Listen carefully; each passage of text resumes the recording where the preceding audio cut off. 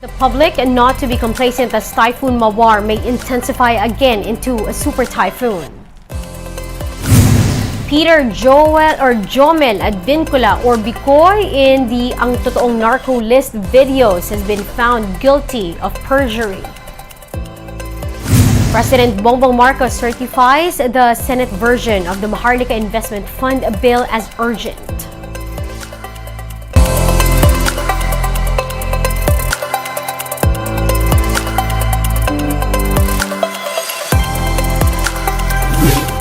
Fast, focused, and fearless. Here's a roundup of stories we're watching now. I'm Riza Diaz.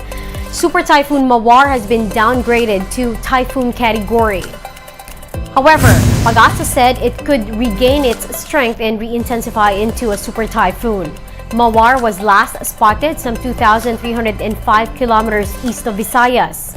It is also forecast to enter the Philippine area of responsibility on Friday evening. Meanwhile, enhanced monsoon rain is expected over the western parts of Mimaropa, Visayas, and Mindanao from Friday to Saturday.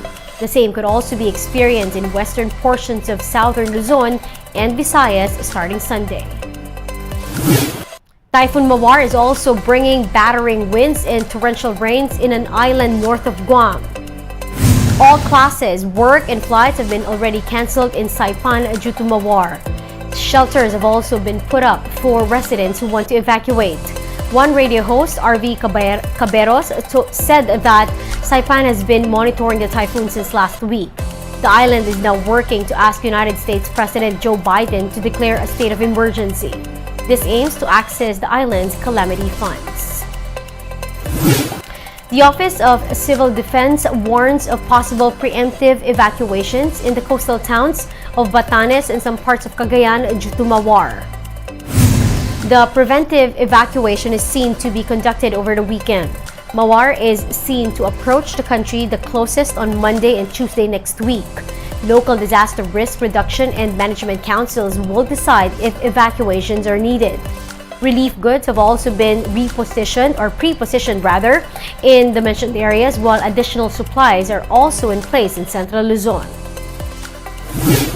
Meanwhile, the Philippine Coast Guard has promised assistance to the families left behind by Filipino sailors who died after a fishing vessel capsized in the Indian Ocean last week. Of the 39 crew members on board fishing vessel Lupeng Yuan U028, 5 were Filipinos. According to an initial probe by China's Transport Ministry, there are no survivors after the ship capsized. In a statement, Coast Guard Vice Admiral Rolando Lizor Punzalan Jr. said they are coordinating with the DFA to know how they can assist the families of the Filipino sailors. We're bringing you more stories after this quick break. Keep it here on One News.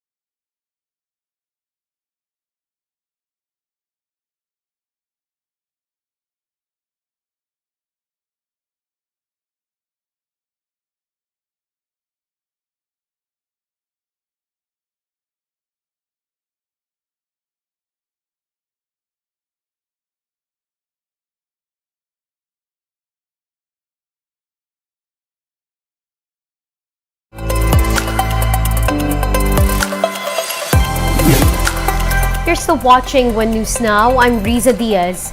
President Bongbong Marcos has certified as urgent the Senate bill seeking the creation of the Maharlika Investment Fund. The bill is currently undergoing a period of interpellations in the upper chamber, but this certification by the President allows for the swifter passage of the MIF bill in Senate. Marcos cited the downgrade of global growth projection due to inflation, the Ukraine-Russia war, and international rate hikes as reasons to hasten the passage of the bill. The chief executive has also certified as urgent the House bill on the same matter. Under the MIF, the fund's initial capital will come from the Land Bank, the Development Bank of the Philippines, as well as dividends from the Bangko Sentral, PAGPOR, and from the privatization of government assets. A Manila court has found Peter Jomel Advincula, also known as Bicoy, in the Ang Totoong Narco List videos guilty of perjury. The Manila Metropolitan Trial Court Branch 17 found Advincula guilty because of false claims he made against members of the Free Legal Assistance Group. Now, these include lawyers Chel Jokno, Erin Tanyada, and Theodore Te. While Advincula initially accused the Duterte family of involvement in the narcotics trade in 2019, he later tagged several opposition figures in an alleged plot to oust the President Rodrigo Duterte or then-President Rodrigo Duterte through Ang Totoong Narco List videos. Advincula is sentenced of up to 1 year in prison. The Health Department is set to ban trans fat found in fast and junk food in a bid to curb the higher number of deaths due to heart diseases. JC Cosico tells us more. Are you into fast food? How about pastries like cakes? Or junk food? These so-called guilty pleasures should be taken in moderation as these contain trans fat. Trans fat is usually found on junk and baked food and even on fried food. While it has a longer shelf life compared to other fats, it also raises bad cholesterol levels in the body, which increases the risk of developing heart diseases. Ito naman yung mga nag-harden sa ating mga blood vessels. Kaya nagdudulot ito ng heart disease. Pwedeng tumaasin yung blood pressure mo because of the trans fats. Pagtaas ng blood pressure, pwedeng tamaan ng utak o pwedeng tamaan ng inyong mga bato. Pwedeng humina yung katawan. According to the World Health Organization, trans fat intake is responsible for up to 500,000 premature deaths from coronary heart disease each year around the world.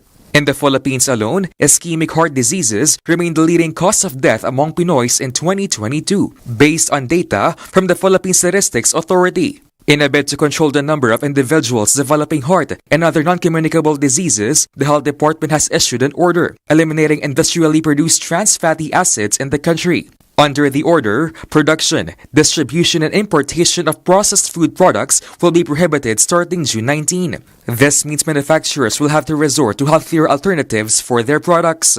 Establishments who will violate the order will have their CPR suspended or cancelled. This means they'll no longer be allowed to sell their products. Offenders may also face penalties and sanctions for violation of the Food Safety Act.